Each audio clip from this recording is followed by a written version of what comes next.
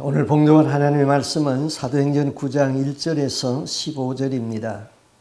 조금 말씀이 길지만은 우리 함께 스크린을 보면서 합독하겠습니다. 사울이 주의 제자들에 대하여 여전히 위협과 살기가 등등하여 대제사장에게 가서 다메섹 여러 해당에 가져갈 공문을 청하니 이는 만일 그 도를 따르는 사람을 만나면은 남녀를 막론하고 결박하여 예루살렘으로 잡아오려 함이라. 사울이 길을 가다가 다메섹에 가까이 이르더니 호련히 하늘로부터 빛이 그를 둘러 비추는지라. 땅이 엎드러져 들음에 소리가 있어 이르시되 사울아 사울아 네가 어찌하여 나를 박해하느냐 하시거늘 대답하되 주여 누구시니까 이르시되 나는 네가 박해하는 예수라. 너는 일어나 시내로 들어가라. 네가 행할 것을 너에게 이를 자가 있느니라 하시니 같이 가던 사람들은 소리만 듣고 아무도 보지 못하여 말을 못하고 서 있더라. 사울이 땅에서 일어나 눈은 떴으나 아무것도 보지 못하고 사람의 손에 끌려 다메섹으로 들어가서 사흘 동안 보지 못하고 먹지도 마시지도 아니하니라. 그때 다메섹에 아나니아라 하는 제자가 있더니 주께서 환상 중에 불러 이르시되 아나니아야 하시거늘 대답하되 주여 내가 여기 있나이다 하니 주께서 이르시되 일어나 집가라 하는 거리로 가서 유다의 집에서 5 사람 사울이라는 사람을 찾아라. 그가 기도하는 중이니라. 그가 하는 사람이 들어와서 자기에게 안수하여 다시 보게 하는 것을 보았느니라 하시거늘 아나니아가 대답하되 주여 이 사람에 대하여 내가 여러 사람에게 더 싸운즉 그가 예루살렘에서 주의 성도에게 적지 않은 해를 끼쳤다 하더니 여기서도 주의 이름을 부르는 모든 사람을 결박할 고난을 대제사장들에게 받았나이다 하거늘 주께서 이르시되 가라. 이 사람은 내 이름을 이방인과 임금들과 이스라엘 자손들에게 전하기 위하여 택한 나의 그릇이라. 아멘. 오늘 읽은 성경 1절 말씀에 볼 것 같으면은 그 그리스도인들을 그 주의 제자들이다 그렇게 불렀습니다. 제자는 선생의 가르침을 받는 사람이 제자들이죠. 그런데 또 2절에서는 이 주의 제자들을 가리켜서 그 도를 따르는 사람 그렇게 표현했습니다. 그럼 그 도는 바로 진리지요. 그럼 진리는 예수님이죠. 그 예수를 따르는 사람이 계시죠. 그 예수에게서 배우고 예수에게서 배운 대로 행하는 사람이 제자이고 그리스도인이다 이 말입니다. 자, 초대교회에서는 그 성도들이 많이 박해를 받았습니다. 또 예루살렘에서 도무지 살 수가 없어서 그들은 이제 세계 각지로 흩어져 나갔습니다. 예수를 믿다가 붙잡히면은 매를 맞습니다. 또 수모를 당합니다. 또 재산을 아주 몰수당합니다. 또 정당한 재판을 받지 아니하고 죽입니다. 그런 가운데서 성도들은 박해를 피하여서 여러 곳으로 흩어지게 되었던 것이죠. 우리 한국의 그 최초의 그 선교사의 그 역사 기록을 보면요. 그 천주교 역사에서 천주교가 기독교보다 먼저 들어왔거든요. 그 천주교 역사에서 이 조선 땅을 밟은 그 최초의 그 신부는 그 청나라에서 파송받은 그 주문모라는 그런 신부가 파송을 받았습니다. 조선에서 천주교 성도들이 점점 증가하자 그 천주교 신자들이 청나라 베이징에 있는 주교에게 신부를 파송해 달라고 요청을 했습니다. 그래서 베이징의 주교는 교황청의 허가를 받아가지고 주문모 신부를 이제 한국에 파송하게 됩니다. 그때가 이제 1794년인데 얼어붙은 압록강을 건너서 그 비밀리에 서울에 잠입했습니다. 당시는 이 조정에서 외국인이 선교하는 것, 포교하는 것을 아주 불법으로 정해져 있었습니다. 그래서 주 신부는 사람들의 눈을 피해가면서 전도를 했습니다. 그가 아주 열정적으로 예수를 전했습니다. 그가 조선에 처음에 올 적에는 약 4,000명의 성도가 있었는데 6년 후에는 한 10,000명으로 증가되었습니다. 그런데 그의 포교 활동이 조정에 알려졌습니다. 조정에서 주문모를 체포하라는 체포령이 내렸습니다. 그래서 주문모는 숨어버렸죠. 조정에서는 주 신부를 찾지를 못하니까 천주교 신자들을 잡아들여 가지고는 고문을 하는 것입니다. 그래서 고문을 하면서 계속 신도들을 죽이는 것이죠. 주 신부는 몰래 어주까지 도망을 갔습니다. 이제 눈앞에 압록강을 건너면은 이제 중국의 청나라 땅입니다. 그 강을 건너면은 자기 생명이 안전하게 이제 지킬 수가 있죠. 그런데 그는 압록강을 건널 수가 없습니다. 양심의 가책을 너무나도 받았습니다. 그가 번민을 하다가 내가 자수를 하지 않냐면은 이 교인들을 자꾸 죽일 터인데 내가 자수를 해야 되겠다. 그런 마음을 먹고 결국 이제 어금부, 지금으로 말하면은 이제 경찰서에 가가지고 그는 자수를 했습니다. 그래서 그는 1814년에 49세의 나이로 참수형을 받아서 순교를 하게 됩니다. 그는 자신이 사랑하는 성도들을 위해서 스스로 순교의 길을 택하였던 것이죠. 그런데 이와 조금 비슷하지만은 좀 반대의 이야기도 있습니다. 이 이야기는 일본의 작가 엔도 슈사쿠의 침묵이라는 소설 속에 나오는 그런 이야기죠. 이 일본에서 천주교 박해를 역시 많이 했는데 그것을 기초로 해서 쓴 소설입니다. 포르투갈의 신부 로드리고가 일본에서 포교를 하던 중에 배교한 신도들에 의하여서 결국 체포를 당했습니다. 그는 일본 관원에게 온갖 고문을 다 당하게 되죠. 그런데 그 고문을 다 참을 수가 있습니다. 그런데 고통스러운 것은 그 일본 관리가 그에게 배교할 것을 강요를 하는 것입니다. 그 배교한다는 의미로 예수님의 초상화를 땅바닥에 놓고 그 예수님의 얼굴을 발로 밟고 거기다가 침을 뱉으라는 것입니다. 로드리고 신부는 그가 배교할 때까지 일본 관리들은 신자들을 차례대로 하나씩 죽이는 겁니다. 자, 자기 앞에서 죽어가는 그 신도들을 보면서 어떻게 해야 할 것인가 그런 고민을 하죠. 그런데 죽어가는 신부들이 어떤 사람들은 그냥 죽어가고 있습니다만은 너무 힘드니까 신부님 빨리 배교를 하라고, 이 초상에 발을 밟고 침을 뱉으라고, 그래야지 우리가 살 수 있다고 막 항의를 하는 것이죠. 그때 자신의 신앙을 지키려니까 죄 없는 성도들이 죽어갑니다. 또 이들을 살리기 위해서는 어떻게 해야 되는가? 그래서 그는 하나님 앞에 기도하게 됩니다. 그런데 하나님이 아무런 말씀이 없습니다. 응답이 없습니다. 그래서 그 책의 제목이 침묵이라고 그랬습니다. 그래서 마침내 이 신부는 배교하기로 작심을 하지요.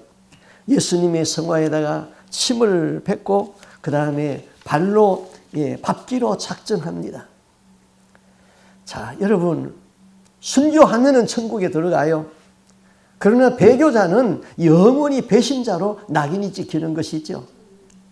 그럼에도 그는 그 길을 택합니다. 예수님의 초상화를 발로 밟기 위해서 발을 들었습니다. 발에 심한 통증이 왔습니다. 그 순간 침묵하시던 예수님이 이렇게 말씀을 합니다. 밟아도 좋다. 네 발의 아픔을 내가 잘 알고 있다. 밟아도 좋다. 나는 너에게 밟히기 위하여서 이 세상에 왔고 너의 아픔을 나누기 위하여서 십자가를 진 것이다. 이야기는 여기서 끝납니다. 이 이야기는 침묵이라는 소설 속에 있는 이야기라고 그랬습니다.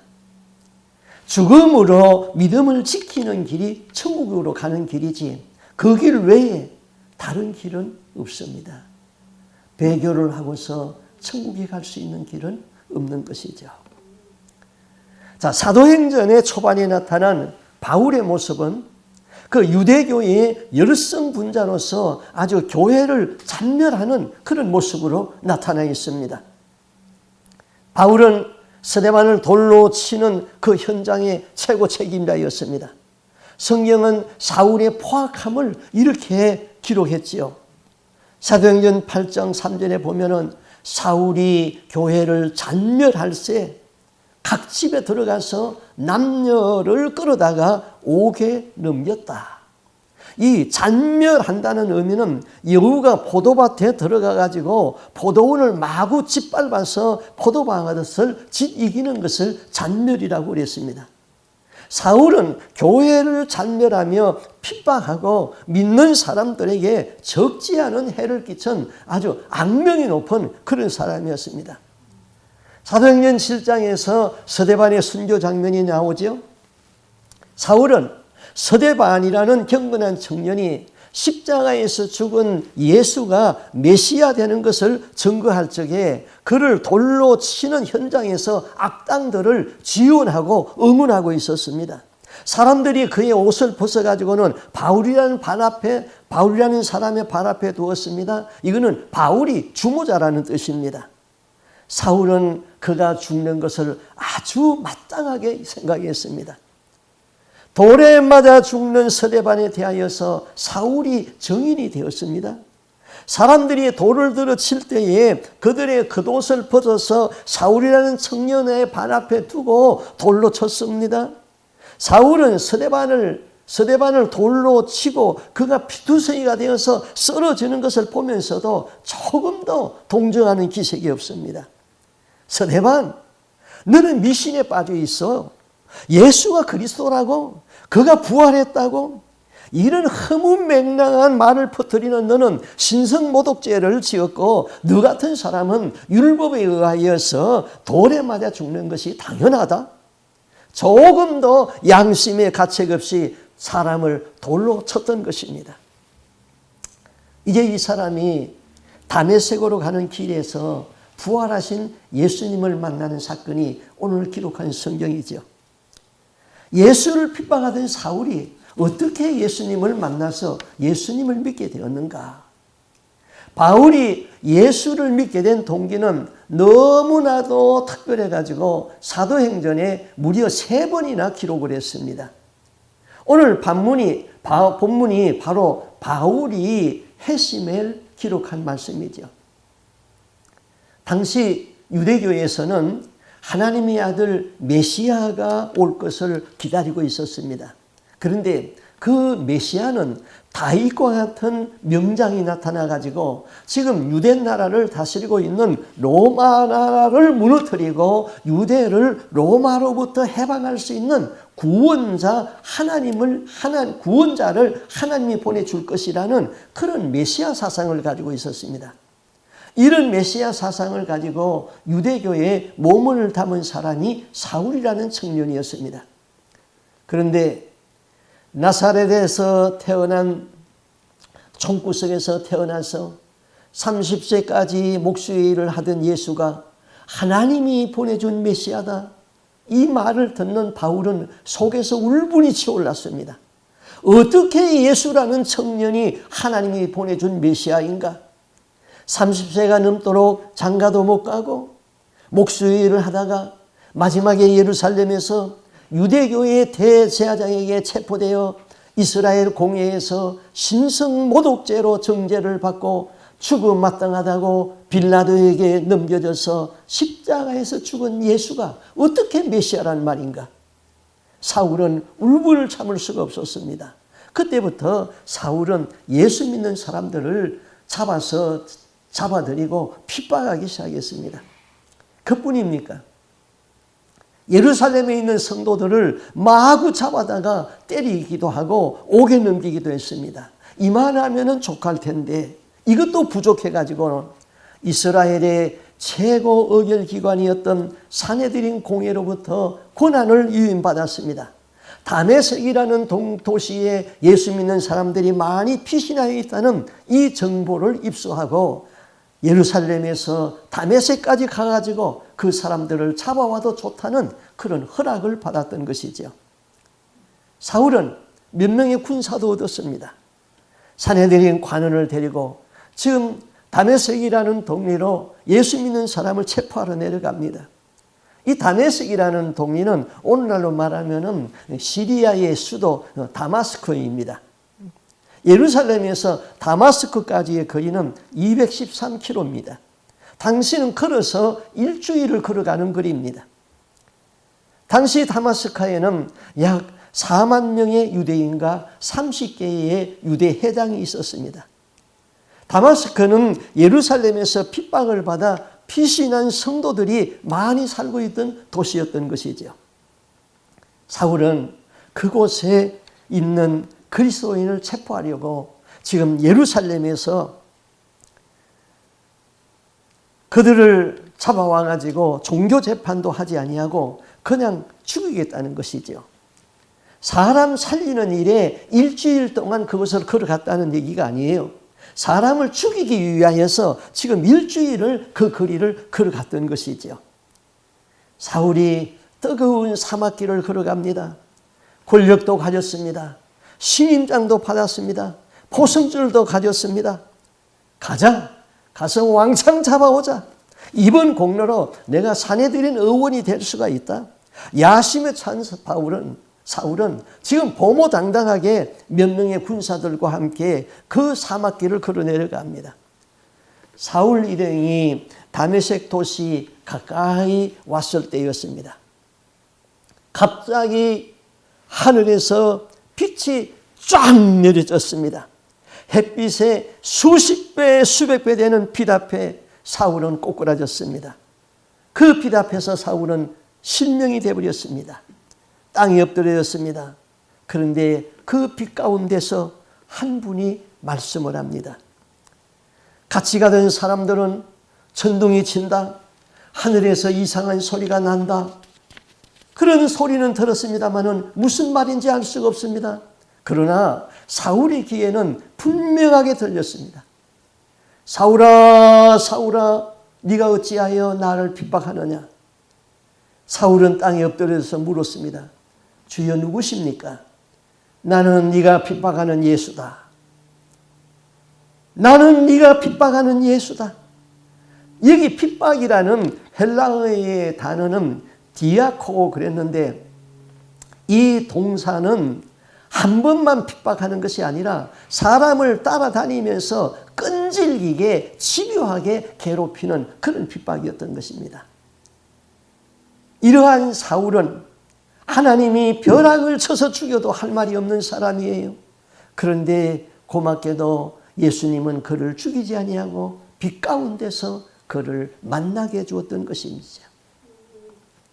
사울이 예수를 만나는 장면과 또 종교개혁자 루터가 예수를 만나는 장면은 너무나도 대조적이었어요.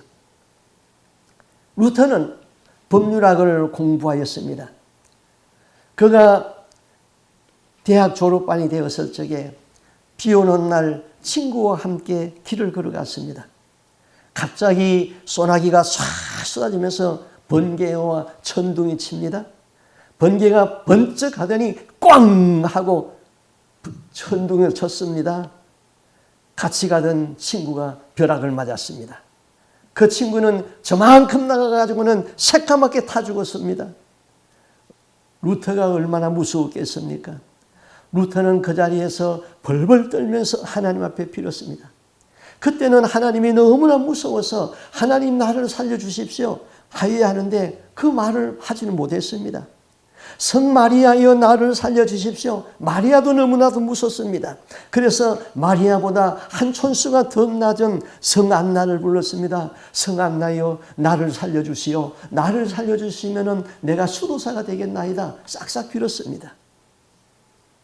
그가 수도사가 되겠다고 한 것은 결심한 것도 아니고 순간 무서워서 헛소리한 것이죠. 결국 루터는 법률학을 중퇴하고 옛날에 헛소리한 대로 그는 수도사가 되었습니다. 그가 만약에 수도사가 안 되었다면 그는 비가 오고 천둥이 칠 때마다 하나님이 무서웠을 거예요. 나중에는 미칠 거예요. 그런데 오늘 여기 사울은 빛 가운데서 땅에 쓰러졌습니다. 그는 눈이 캄캄해가지고는 이제는 아무것도 안 보입니다. 그런데 하늘에서 분명한 히브리 방언으로 말을 합니다. 사울아, 사울아, 네가 어찌하여 나를 핍박하느냐? 그때 사울은 땅에 엎드려서 묻지요. 주여 니십니까? 사울은 정말 대단한 사람입니다. 그 혼비백산한 그 순간에도 당신 누구요? 하고 물었던 것이죠. 그런데 대답은 의외로 간단했습니다. 나는 네가 핍박하는 예수다. 사울은 예수를 만난 일이 없습니다. 예수 믿는 사람들을 핍박을 했지만은 예수를 핍박한 일은 없습니다. 그런데 예수님은 네가 어찌하여 나를 핍박하느냐 그랬습니다. 이것은 예수님의 지체인 우리가 핍박을 받을 적에 곧 예수가 핍박을 받는 것이지요. 예수와 성도는 한 몸인 것입니다. 동일시 되었습니다. 내가 핍박을 받는 것은 예수가 핍박을 받는 것입니다. 내가 잘못하게 되면은 예수가 욕을 먹게 되고 내가 잘하게 되면은 예수님이 영광을 받게 되는 것이죠. 예수와 나는 하나인 것입니다. 예수님이 제자들을 보내면서도 그랬잖아요. 너희를 영접하는 자는 곧 나를 영접함이요. 그렇게 말씀했습니다. 소자에게 내 이름으로 찬물 한 그릇 대접하는 것도 결단코 상을 잃지 아니하리라. 바울은 자의로 예수 믿는 사람이 아니죠. 그는 예수 믿는 사람을 적극적으로 아주 핍박했던 사람입니다. 그런데 예수님이 찾아오셔서 만나 주었습니다. 유대주의 신앙으로 무장한 청년을 깨뜨렸습니다. 하나님은 그를 완전히 손들고 항복하게 만들었습니다. 이것은 하나님의 절대 주권이었던 것이죠. 누가 감히 하나님의 절대 주권에 도전할 수 있겠습니까? 하나님의 절대 주권을 체험한 바울은 로마서 9장 15절에서 이렇게 기록하고 있습니다. 하나님이 긍휼히 여길 자를 긍휼히 여기고 불쌍히 여길 자를 불쌍히 여기리라 하셨으니 그런즉 원하는 자로 말미암음도 아니고 다른 박질을 하는 자로 말미암음도 아니고 오직 긍휼히 여기시는 하나님으로 말미암음이니라. 사울은 부활하신 예수, 이 영광스러운 하나님의 아들 예수를 뵙는 순간 오늘날까지 사울을 무장시키고 있던 유대교의 신앙, 해박한 헬라의 철학, 유대교 신앙의 메시아 신앙 이런 것이 한순간에 썩은 고목이 쓰러지듯이 그냥 무너졌습니다. 사울은 두려워서 예수님께 물었습니다. 땅에 엎어져서 물었습니다. 주여, 내가 무엇을 하리이까? 성으로 들어가라. 거기서 너에게 행할 일을 이룰 자가 있느니라. 사울은 일어섰습니다. 그러나 그의 눈은 실명이 되어서 아무것도 볼 수가 없었습니다. 그가 더듬거리고 있을 적에 같이 가던 부하들이 그의 손을 잡고 다메섹 동리로 들어갔습니다. 사울이 장님이 되었습니다. 다메섹의 한 집에 들어가 가지고 3일을 금식하면서 식음을 전폐하고 그는 하나님 앞에 기도하고 있었습니다. 자, 한번 상상을 해보세요. 자기중심적이고 혈기 왕성한 청년이 갑자기 눈이 안 보입니다. 장님이 되었습니다. 이러할 적에 사울은 자기의 성질에 못 이겨서 난폭해질 수도 있는 것이지요. 정신 이상자가 될 수도 있는 것이죠. 아니면 시력을 되찾기 위하여서 백방으로 의원을 찾아 나설 수도 있겠지요. 화가 나서 당장 예루살렘으로 돌아갈 수도 있을 것입니다. 그런데 그는 예수님의 말씀을 믿고 기다렸습니다. 너는 일어나 시내로 들어가라. 너에게 행할 것을 가르칠 자가 있느니라. 사울은 기도하다가 한 사람이 자기에게 와가지고 안수하는 그런 환상을 보았습니다. 여러분, 예수를 아주 쉽게 믿는 사람들도 있습니다. 그러나 아주 어렵게 예수를 믿는 사람도 있죠. 같이 가던 다른 사람들은 멀쩡한데 왜 사울은 장님이 되었습니까? 하나님이 사랑하는 사람들에게 고통을 허용하실 적에는 이유가 있는 거예요. 그 이유는 첫째로 믿음의 길로 인도하기 위해서예요.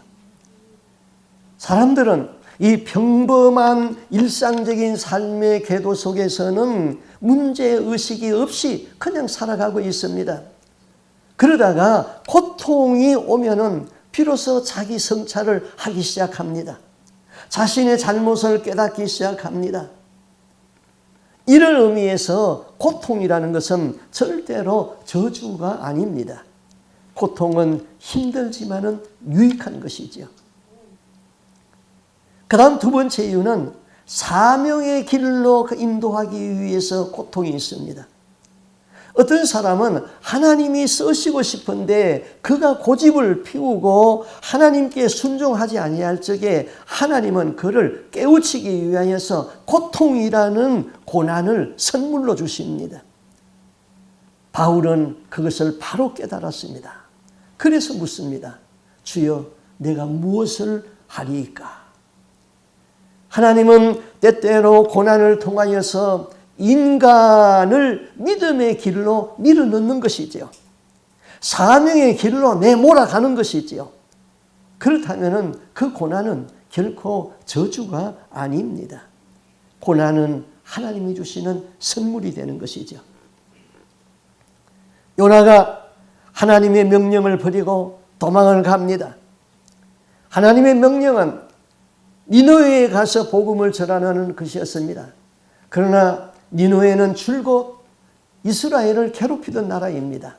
내가 가서 복음을 전하면 그 나라는 망해야 되는데 저들이 회개하고 예수를 믿으면 하나님을 믿으면 하나님이 복을 주실 텐데 도무지 순종할 수가 없었지요. 그래서 반대 방향 다시서로 스페인 방향으로 배를 타고 도망을 갑니다. 하나님은 사명을 버린 요나를 어떻게 추적합니까? 태풍을 몰고 그를 따라갔습니다. 태풍이 요나가 타고 가는 배를 붙잡았습니다. 풍랑 가운데 던집니다. 선원들이 놀라가지고 이런 풍랑은 없었는데 이 배에 죄인이 탔구나. 제비뽑기를 했습니다. 요나가 제비에 걸렸습니다. 요나를 바다에 던졌습니다. 그 순간 하나님은 1초의 시간도 틀림이 없이 그 정확한 시간에 바다에 큰 물고기를 예비하여서 거기에 기다리게 해서 요나를 통째로 잡아 삼켜버립니다. 요나는 3일 동안 물고기 뱃속에서 얼마나 힘들었겠습니까? 그 물고기 뱃속에서 그는 회개하고 다시 하나님 앞으로 돌아가지요. 명령에 순종하지요. 하나님이 쓰고 싶은데 자기 고집을 피우고 있으면 그런 고난이 오게 되어 있는 것이죠. 고난이 나를 새로운 삶을 살게 하십니다. 오늘 여러분의 삶에 알지 못하는 고난이 있습니까? 고난을 비관하지 말고 고난을 원망하지도 말고 고난에서 좌절하지도 말고 고난 가운데서 말씀하시는 하나님의 음성을 들을 수 있기를 바랍니다. 3일 후에 사울을 부르시던 예수님은 다시 아나니아라는 경건한 사람을 불렀습니다. 아나니아야. 그때 아나니아의 대답은 이렇게 나오지요. 주여, 내가 여기 있나이다 말씀하소서. 아나니아의 대답을 보니 아나니아는 예수님의 음성을 많이 들었던 사람입니다. 하나님의 음성을 듣는 자세는 하나님이 부를 적에 주여 내가 여기 있나이다 말씀하소서 그 자세인 것입니다. 하나님이 어린 사무엘을 불렀죠. 사무엘아 사무엘아 사무엘은 하나님의 부르는 음성을 처음 들었기 때문에 그게 하나님의 음성인 줄 몰랐어요. 그래서 제사장에게 쫓아가서 묻습니다. 저를 부르셨습니까? 그래서 제가 여기 있습니다. 제사장이 아니다. 엘리사장이 말합니다. 내가 부르지 아니었다. 가서 자라. 와서 자리에 누웠습니다. 또 하나님이 사무엘아 사무엘아 부릅니다. 사무엘은 벌떡 일어나서 엘리사장에게 또 가서 묻습니다. 나를 부르시기에 제가 여기 있습니다. 아니다. 내가 부르지 아니었다. 가서 자리에 누우라. 세 번째 하나님이 불렀습니다. 사무엘은 또다시 엘리사장에게 갔습니다. 그때 엘리사장이 깨닫고 이렇게 말합니다. 이 아이를 하나님이 부르는구나. 다음에 그분이 너를 부르거든 주여 말씀하소서 내가 듣겠나이다. 그렇게 얘기하라. 그래서 자리에 와서 누웠으니까 하나님이 사무엘을 네 번째 부릅니다. 사무엘아 사무엘아. 그때 사무엘은 엘리사장이 가르쳐준 대로 주여 내가 여기 있나이다. 말씀하소서. 그렇게 말했습니다. 여기 아나니아는 예수님이 부르실 적에 아나니아야 하니까 즉시 주님의 음성인 줄 알고 주여 내가 여기 있나이다. 말씀하소서. 그는 예수님의 음성을 많이 들었고 예수님이 말씀하는 것을 듣는 그 자세가 그대로 성경적이었던 것이죠. 하나님이 말씀하시면 바로 듣는 자세, 그게 중요합니다. 내가 듣고 순종하겠습니다. 그 자세가 중요한 것이죠. 예수님이 말씀합니다. 다마스카의 고든 길, 직가라고 그랬죠. 고든 길이라는 거리에 유다의 집에 5 사람 사울이 있다. 그가 장님이 되어서 기도 중이다. 가서 안수해서 보게 하라. 주여 사울이라니요. 그가 적지 않게 믿는 사람들을 핍박하고 지금도 살기가 등등해서 다메섹에 오고 있다는 소식을 듣고 있습니다. 알고 있다. 그 사람은 내가 이방인에게 복음을 전하기 위한 택한 나의 그릇이다. 사울은 장님이 되어서 아무것도 볼 수 없는 그 절박한 시간에 기도하고 있었습니다. 예수님은 그 기도하는 그 모습을 보았습니다. 그 기도의 사람 아나니아에게 그가 기도하고 있다는 것을 또 알려주었습니다. 사울이 이 극한 상황에서 하나님에게 기도하였다는 것이죠. 믿음은 자기가 원하는 대로 사는 것이 아닙니다. 믿음은 하나님이 원하는 대로 사는 것입니다. 믿음은 자기 마음의 선과 악이 싸우는 이 갈등을 하나님 중심에서 이기는 것입니다.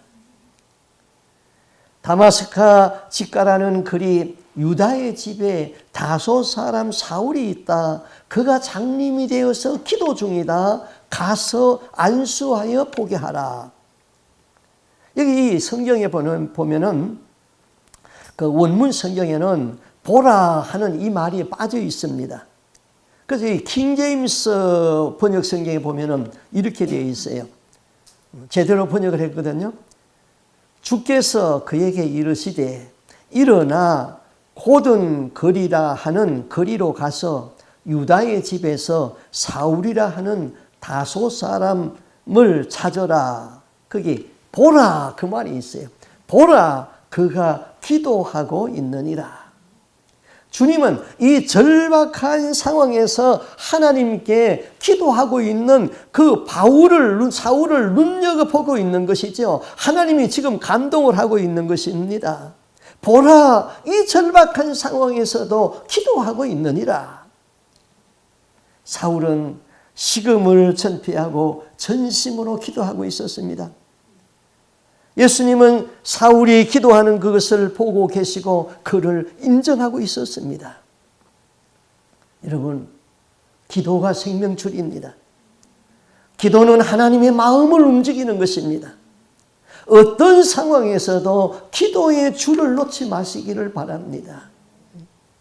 보라, 그가 기도하고 있느니라. 아나니아는 사울에게 가서 기도했습니다.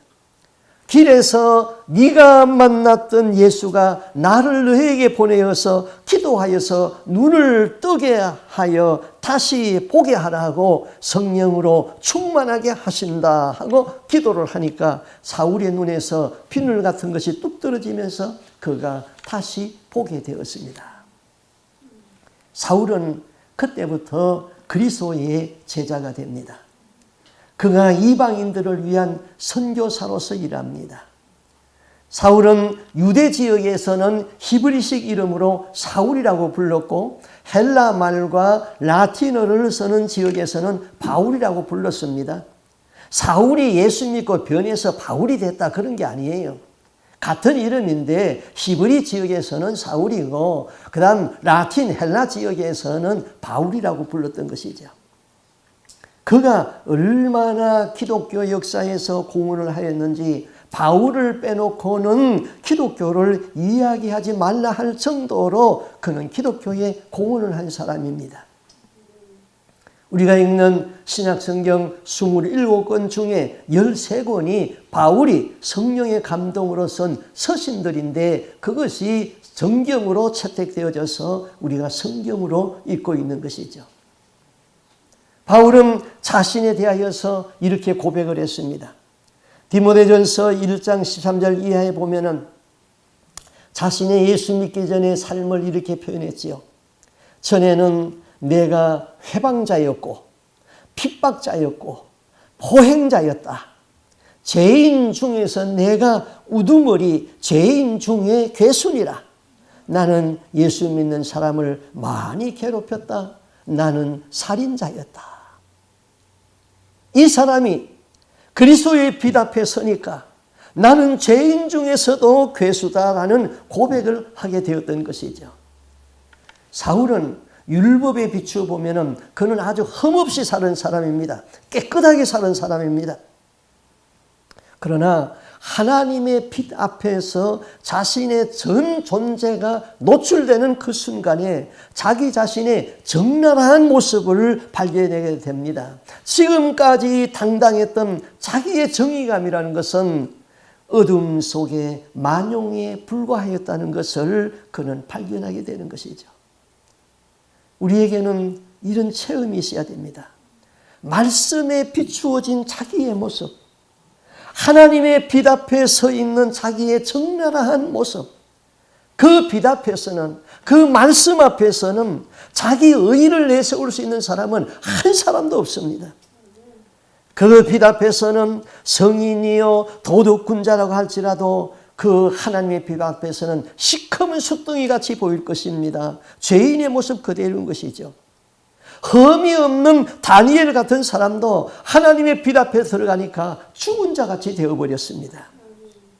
인간이 행한 모든 의와 선한 행실도 걸레처럼 보이는 것이지요. 그러므로 인간은 교만할 수가 없습니다. 자만하거나 거만할 수도 없습니다. 오직 겸손과 예수 그리스도의 핏부림으로 하나님의 보좌 앞에 나갈 수 있는 그 은혜밖에 없는 것이지요. 사도행전 26장 14절에는 같은 사건을 기록했는데 그때는 한 말씀 더 했습니다. 우리가 다 땅에 엎드러짐에 내가 소리 들으니 히브리 방언으로 이르되 사울아 사울아 네가 어찌하여 나를 핍박하느냐 가시채를 뒷발질하기가 너에게 고생이니라. 가시채를 뒷발질하는 것이 너에게 고생이다. 그렇게 말했습니다. 자, 가시채를 발로 차면은 그 자기 발만 상하게 되는 것이죠. 제가 어렸을 적에 그 뒷발질을 잘하는 소가 있었습니다. 그 소 뒷발질에 처이게 되면은 아파서 그냥 주저앉지요. 그래서 이 주인이 이 뒷발질하는 심술이 많은 이 소를 훈련을 시키기 위해서 버릇을 고치기 위해서 어떻게 하냐면은 판자에다가 못을 박아 놓습니다. 그리고 뒷발질하는 그 뒤에다 대고 판자를 딱 붙여 놓습니다. 그래서 소가 자기에게 수레를 멍에를 씌우면은 하기 싫으니까 뒷발질을 하거든요. 한번 차면은 뒤에 팔에 못이 착 부딪히니까 아파가지고는 움찔합니다. 그렇게 몇 번 하면은 그만 그 소가 뒷발질하는 버릇이 없어지게 되는 것이죠. 자, 여러분이 예수님은 사울이 예수를 핍박하는 것이 가시채를 뒷발질하는 것과 같다 그랬습니다. 사울은 정의감에서 했고 사울은 자기 자신의 신앙이 최고인 줄 알고 그랬습니다. 사울은 이렇게 하는 것이 정의의 길이라고 생각하고 한 것이지요. 너의 정의감, 너의 그 고집이 너를 파멸시키고 있다는 것이지요. 우리는 지금까지 자기 생각이 옳고 자기 주장이 정당하다고 고집하여서 왔습니다마는 그것이 자기 인생의 복된 길이 아니고 어리석은 길을 가고 있다는 것을 우리는 말씀 앞에서 조명하여 보면 깨닫게 되는 것이죠. 잠언 14장 12절에 어떤 길은 사람 보기에 바르나 필경은 사망의 길이다 그랬어요. 이 말을 뒤집어서 말씀하게 되면 사람 보기에 어리석고 그릇되어 보이지만은 필경은 생명의 길도 있다는 것이죠. 사울은 지금 보모당당하게 다마스카로 갔습니다. 청년 사울에게는 그 길이 정의의 길이었고 유대교 안에서 출세할 수 있는 길이라고 생각했습니다. 그러나 필경은 사망의 길이었습니다. 사울은 비로소 지금까지 자기가 타고 가고 있는 배가 난파선에 불과하다는 것을 발견했습니다. 이 사람이 예수를 믿게 되었지요. 전혀 타협할 줄 모르던 사람이 다메섹으로 가는 길에서 부활하신 예수를 만나고 변했습니다. 변하여도 철저하게 변했습니다. 기독교는 이렇게 근본적으로 바뀌는 것이지요. 물이 포도주가 되듯이 아주 근본적으로 변하는 것이 기독교인 것이죠. 바울은 대전도자가 되었습니다. 예수의 복음을 전하기 위하여서 유럽과 아시아를 3번씩이나 돌았습니다. 예수를 위해서 매도 수없이 맞았고 죽을 뻔한 위험을 몇 번씩이나 넘겼습니다. 바울은 이 사실을 고린도후서 11장에서 이렇게 자기 간증을 합니다. 내가 수고를 넘치도록 하고 옥에 갇히기도 더 많이 하고 매도 수없이 맞고 여러 번 죽을 뻔하였으니 유대인들에게 40에 하나 감한 매를 5번 맞았으며 태장 맞았다는 것이죠. 40에 하나 감한 매는 39대 곤장을 치는 것을 5번 받았다는 것이죠. 3번 태장으로 맞고 태장은 채찍 끝에 갈고리 납을 달아가지고 때리는 겁니다. 그러면은 그 채찍이 몸에 확 감으면서 갈고리가 살을 확 집어냅니다. 그런 태장을 3번이나 맞고 1번 돌에 맞고 3번 파선하는데 일주일을 깊은 바다에서 지냈고 여러 번 강의 위험, 강도의 위험, 동족의 위험, 이방인의 위험, 시내의 위험, 광야의 위험, 바다의 위험, 거짓 형제의 위험을 당하고 또 수고하고 애쓰고 여러 번 자지 못하고 줄이고 목마르고 여러 번 굶고 춥고 헐벗었다. 이렇게 곤고하고 사선을 넘는 고비가 그림자처럼 그를 따라다녔지만은 그는 예수를 잊어버릴 수가 없었습니다. 바울은 죄인 중에 괴수인 자기를 불러준 것도 너무나도 감사한데 충성되이 여겨 사도의 직분을 준 그리스도에 대해서 항상 감격했습니다. 그래서 그는 매를 맞고 감옥에 있으면서도 찬송을 했고 그리스도를 위하여서 전 생애를 불태우며 감격스러운 삶을 살았습니다. 바울만큼 예수를 만난 행복에 넘쳐 사는 사람은 없습니다. 우리가 인간적으로 보면은 예수 믿고 지지리도 고생한 사람이 바울이지만은 그가 예수님을 만나고 하나님과의 관계에서 봤을 적에는 예수를 만나고 바울보다 더 행복한 사람은 없습니다. 우리가 이런 사람이 되어야 되는 것이죠. 세상에서 조금 더 잘 살고 편하게 살아봐야 그건 아무것도 아니에요. 그리스도를 위한 고난, 그것은 하나님의 나라에서 받는 상급과 이 세상의 고난은 비교할 수가 없는 것이죠. 하나님은 어떤 사람을 쓰실까요? 하나님이 사람을 쓰시는 데는 다양한 성격의 사람을 다양하게 다 사용하는 것은 사실입니다. 그러나 하나님이 쓰시기에 아주 힘든 사람이 있습니다. 물에 술 탄 듯 술에 물 탄 듯 하는 사람 쓰기 힘듭니다. 오히려 적극적으로 비판하고 적극적으로 반대하는 사람이 예수를 믿게 되면 더 잘 믿습니다. 불교에 열심히 다니는 사람은 불당 앞에서 3000배 절을 하다가 허리가 고장나는 사람이 있습니다. 이런 사람이 예수를 믿게 되면 새벽기도 안 빠지지요. 불당 앞에서 3000배 절하는 거에다가 새벽기도 비하면 새벽기도는 일도 아니에요.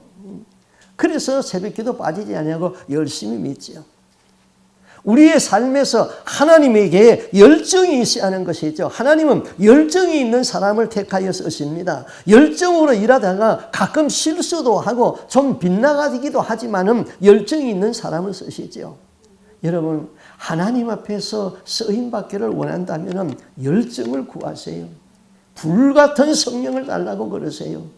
불은 뜨겁습니다. 뜨겁기 때문에 불같은 성령이 내 안에 들어오면 예수님에 대한 열정이 있게 되는 것이죠.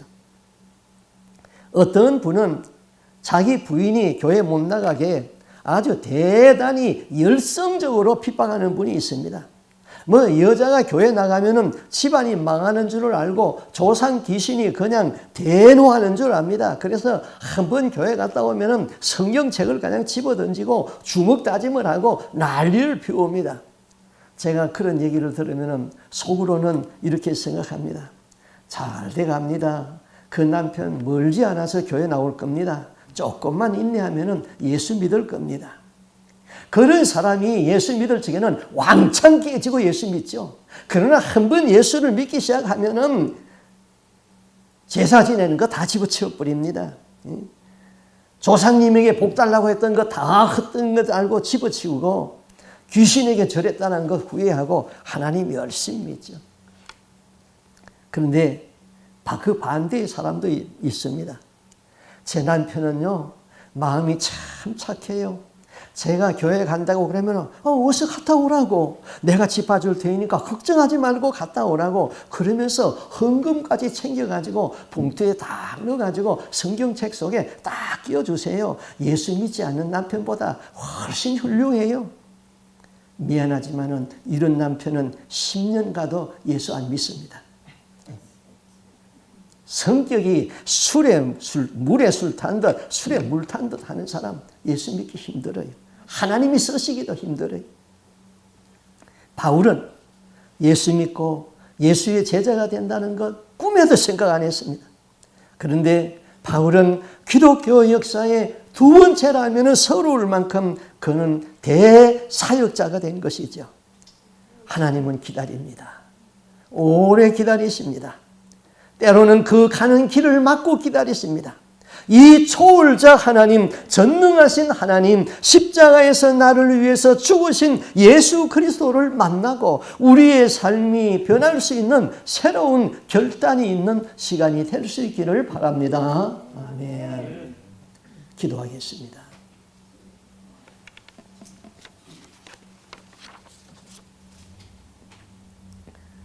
주 하나님 아버지, 예수 그리스도의 빛 앞에 서게 하여 주시옵소서. 그때는 내가 행한 나의 의는 걸레와 같고 이제까지 당당했던 나의 정의 같은 것은 어둠 속에 만용에 불과하다는 것을 깨닫게 하여 주시옵소서.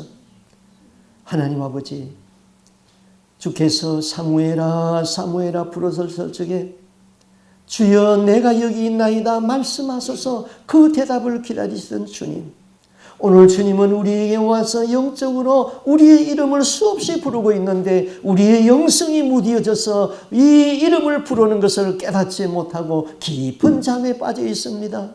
우리로 하여금 우리의 영이 깨어나서 내 이름을 부르시고 나를 찾아서 쓰시기를 원하시는 그 주님의 마음을 우리가 이 시간 깨닫게 하여 주시옵소서.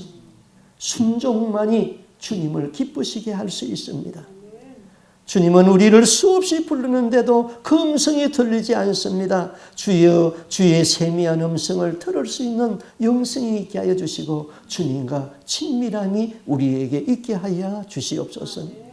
하나님 아버지, 극한 상황에서도 하나님 앞에 기도하던 바울, 보라 이 사람이 지금 기도하고 있다 하던 그 주님의 감동이 오늘 우리에게 있기를 원합니다. 기도의 줄을 놓지 않게 하여 주옵소서. 어떤 상황이 있었더라도 기도의 생명줄을 잡게 하여 주옵시고 기도의 골방에 자기를 던지게 하여 주시고 주님과 기도로 친밀함이 있는 하나님의 사람으로 살다가 하나님의 일을 하고 주님의 만나는 감격 속에서 행복하게 살다가 주의 나라에 다 들어가게 하여 주시옵소서. 한 사람도 세상에 취하는 일 없도록 주께서 성령을 통하여 권고하여 주시고 말씀으로 깨우쳐 주시옵소서. 이 모든 말씀 주 예수 그리스도 이름으로 기도하옵나이다. 아멘.